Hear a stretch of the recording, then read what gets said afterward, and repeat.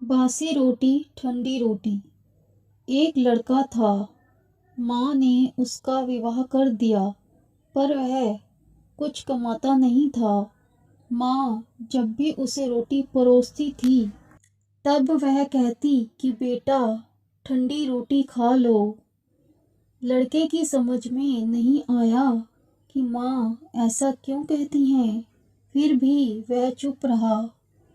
एक दिन माँ किसी काम से बाहर गई तो जाते समय अपनी बहू को कह गई कि जब लड़का आए तो उसको रोटी परोस देना, और रोटी परोस कर कह देना कि ठंडी रोटी खा लो। उसने अपने पति से वैसा ही कह दिया तो वह चिढ़ गया कि माँ तो कहती ही है, और वह भी कहना सीख गई। वह अपनी स्त्री से बोला कि बता, रोटी ठंडी कैसे हुई? रोटी भी गर्म है, दाल साग भी गर्म है, फिर तू ठंडी रोटी कैसे कहती है? वह बोली कि यह तो आपकी माँ जाने, आपकी माँ ने मुझे ऐसा कहने को कहा था, इसलिए मैंने कह दिया।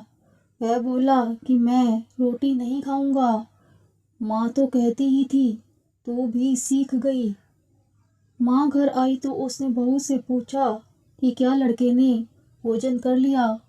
वह बोली कि उन्होंने तो भोजन किया ही नहीं, उल्टा नाराज हो गए।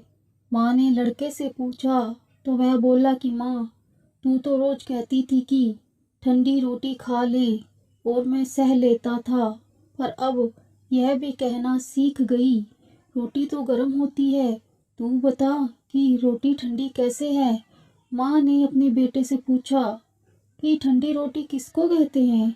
तो बेटा बोला, माँ, सुबह की बनाई हुई रोटी शाम को ठंडी होती है, बासी रोटी ठंडी और ताज़ी रोटी गर्म होती है। माँ ने कहा, बेटा, अब तो विचार करके देख, तेरे बाप की जो कमाई है वह ठंडी और बासी रोटी है। गरम ताज़ी रोटी तो तब होगी जब तू खुद कमा कर लाएगा।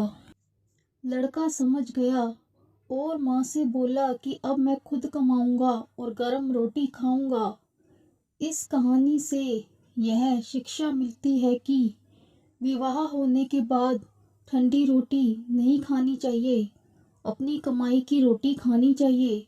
इसलिए विवाह तभी करना चाहिए जब स्त्री और बच्चों का पालन पोषण करने की ताकत हो।